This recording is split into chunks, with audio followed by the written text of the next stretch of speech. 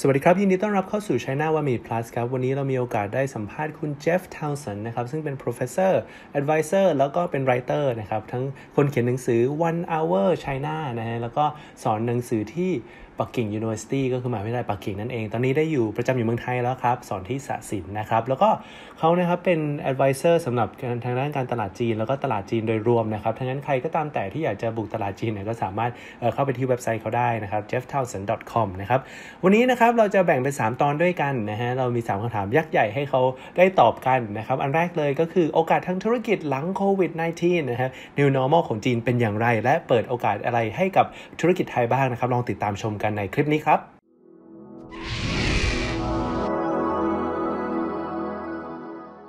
So let me welcome Jeff Towson into this interview.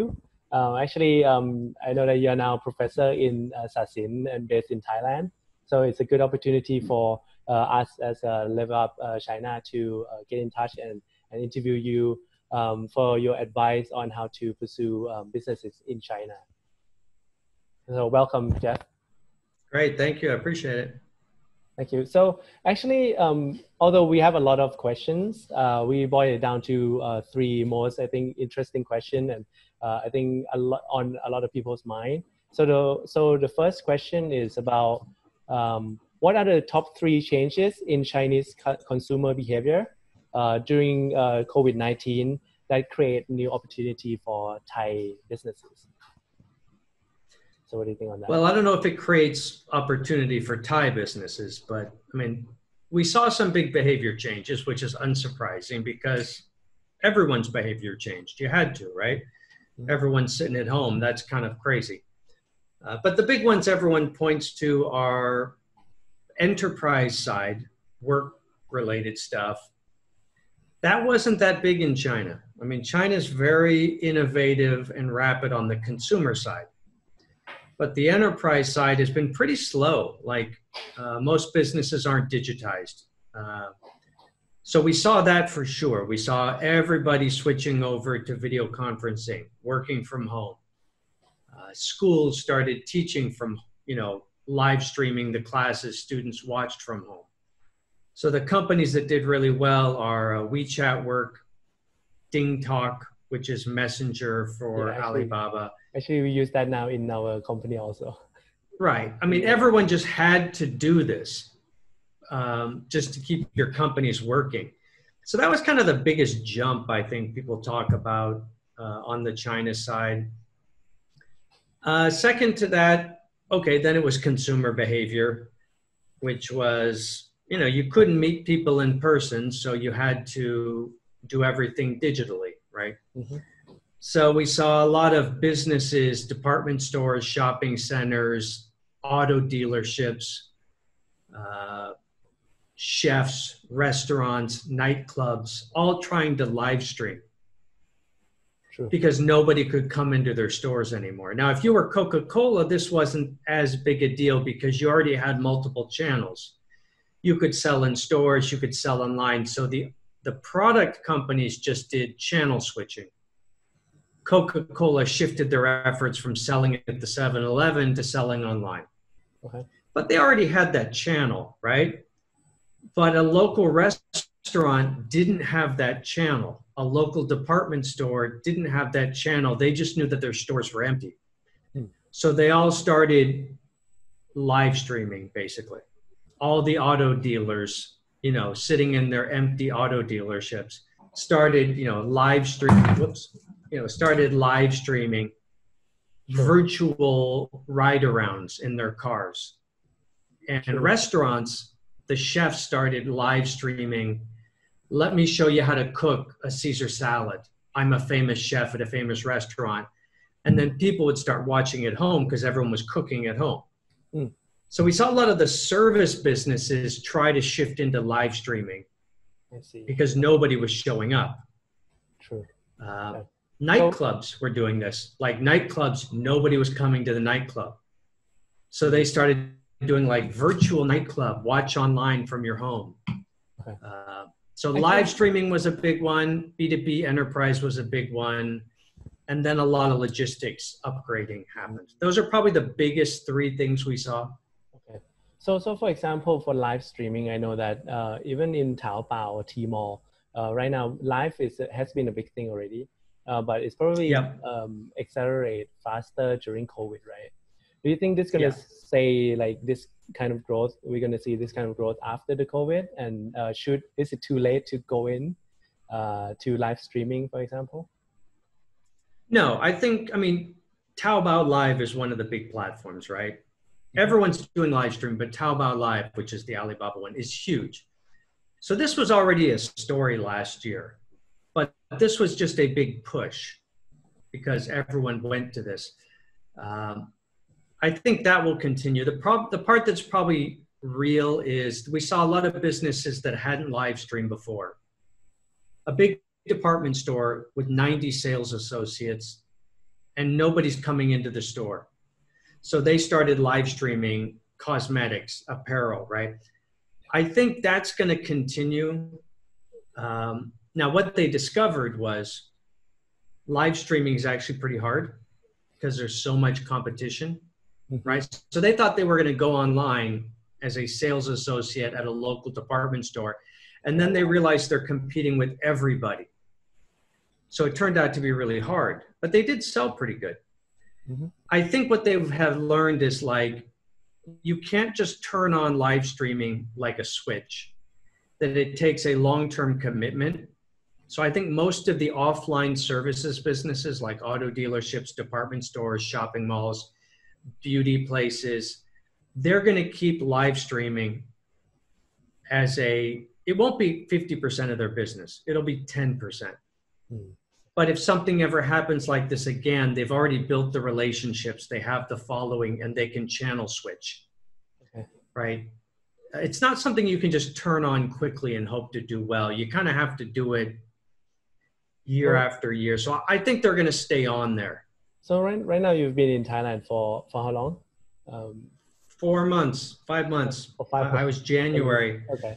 I flew out of China, and then China shut down like 5 days later. And I've been in Thailand ever since. Now that you're in Thailand, do you think we're going to see a lot of live streaming similar to what we see in China? Because, you know, Thailand is kind of like follow China in digital space for like maybe, you know, after 5 years, 10 years. Do you think? I mean, you see that absolutely. The thing about live streaming is like, I mean, the two big things that came out of China in the last 2 years were short video and live streaming. So TikTok, Taobao, and they just merged with e-commerce. It's the same thing. You know, people talk about their business, they create products about their business, then they sell it, and it's all the same thing. Social media plus influencers plus e-commerce, it's all one thing. And China put it together first. But all the other, Mark Zuckerberg at Facebook is obviously aware of the fact that social media and e-commerce are becoming one thing, and he's moving into e-commerce. So I think we'll see this in Thailand very fast. Like we'll have Thai influencers, you know, who sell makeup and beauty products and talk about their vacations and all of that. Asia is better at this stuff than the West. For some reason, we see it in China, we see it in South Korea, we see it in Singapore. And within the developing range of Asia, you know, Thailand is very developed, right? It's right up there with China, you know, a bit behind, say, South Korea, but it's not down with Indonesia or, I mean, it's right up there, right? The infrastructure's there, the people, I mean, so it'll be right behind China and South Korea. That's where I mentally place Thailand. Vietnam is much further down the development path. Yeah, I think we'll see it for sure. The wise decision for you know, business owner in Thailand is to try to figure out how to become, you know, as successful on live streaming, because it's early stages. And then maybe I know that some department store or shopping mall right now, they're trying to find some new way of like, you know, e-commerce or like dealing with like people online. So I guess that could be one of the things that they invest in after the COVID. Right. I mean, one of the problems with all of this is what China has going for it is it has the foundation, which is nationwide logistics, common payment platform on mobile pay, common regulatory environment, major players that can roll. Once you have all those pieces, and everyone's got a smartphone. Once you have those pieces, all of this stuff starts to happen. Thailand more or less has those pieces, and they're not integrated yet, I think. They're not integrated, but you have the major China platforms like Alibaba coming here through Lazada. So they're invested in building this here. So you have the pieces for this in place. It could take a long time for this to develop in India because the pieces aren't there yet, right? But we have a lot of them here already. And then you have the fact that these major platforms, Tencent, Alibaba, Garena, Shopee, they're going to put it into places and make it easy here. So I think it'll happen quickly here. Faster than, say, the West. I don't think live streaming is going to take off, influencer live streaming with e-commerce. It's a good 5-6 years behind China. Okay. I think your third point was about logistics, right? In China, it just boosted a little bit faster because really more investment and more need during COVID-19. But in Thailand, though, we do have a lot of carrier and delivery companies starting to pop up. I do know that a lot of Chinese players is coming in also, like Flash, for example, is owned by Chinese. We have like SF and all those. So I think where do you see like Thailand logistic, developed into, or where do you see like the bigger expansion is? Yeah, I'm not totally sure. I don't know enough about the Thai logistics situation, but it's a regional situation, right? Restaurants that you order on your phone and they deliver, that's very local, right? But e-commerce logistics, it's regional. It's not like everyone's going to buy stuff that's manufactured in Thailand and then shipped in. No, it's going to come from China. It's going to come from Malaysia. So it's going to be a regional logistics hub, platform. Okay. And 51% of that's China anyways, and they've already got the system. They've got the supply chains. I mean, I like the fact that I can go on Lazada and I can order from all these slew of Chinese companies. And I got to wait a little bit for the customs to clear, but you're going to piggyback that system, right? Sure. That's very different than, say, Mexico, where you can't do that. I mean, you can kind of piggyback Amazon, but not so much. So, the product bit is probably going to be a regional solution, regional logistics, supply chain. The services bit tends to be a lot more local. So I think they'll probably develop at different paces. I like the restaurants here. I mean, it's very easy just to order the foods delivered. That's very like go, go, go. Sure. But, ordering fresh produce that gets here within 12 hours, which is kind of what happens with China. That may not happen domestically for a while, right? But you need infrastructure and everything, I think. That takes a while, and the traffic is a thing.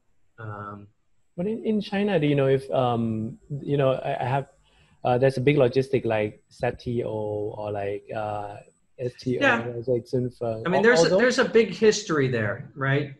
And you've got a lot of major retailers here that have huge, they've been spending on logistics for a long time. Okay. So that's kind of nice. Like the e-commerce players here don't have to build a whole new thing. They can just piggyback out of Central Group or something. All right. So that probably helps a bit that you have really well-developed shopping malls and department stores here. China didn't have that. When China started building their logistics infrastructure for e-commerce, that was 2007. It took 10 years, but they didn't have anything like the logistics infrastructure that say Central Group has with, all its stuff. Okay. So it's probably a bit fast. Plus it's smaller. True. You're talking about a certain number of cities. Yeah. You're not talking about 300 cities. China's a big place. Makes logistics harder. All right. Fair enough. We'll see. I mean, it's hard I don't have a lot of visibility into how quick logistics is moving here. Yeah, but I think all we can say is this few years it's going to be about e-commerce and logistics anyway. So we're going to see a lot of development in this area. One of the biggest problems China had was it was very underdeveloped and consumers were very poor for a long time. now you have a nice big middle class of China that can buy stuff and elevate. Well, you already have that in Thailand, right? There's already a very big middle class that's got a relatively good GDP per capita. So you've already got that. China had to wait for a long time. It didn't really take off till like 2011. Okay, it's good to be second place. It's ahead of the curve. และนั่นก็คือ New Normal ใหม่ของจีนและโอกาสทางธุรกิจหลังโควิด -19 ที่บริษัทไทยสามารถจับตลาดได้นะครับตอนต่อไปนะครับจะเป็นคำถามเกี่ยวกับเรื่องธุรกิจไทยบุกตลาดจีนโดยรวมนะครับว่ามีตรงไหนที่เราสามารถบุกตลาดจีนได้บ้างลองไปดูมุมมองสำหรับคนที่เคยอยู่จีนนานแสนนานนะครับแล้วก็ช่วยบริษัทหลายๆบริษัทเนี่ยเข้าตลาดจีนกันมาแล้วนะฮะลองดูว่าเขามีความคิดอย่างไรนะครับลองติดตามชมตอนต่อไปครับ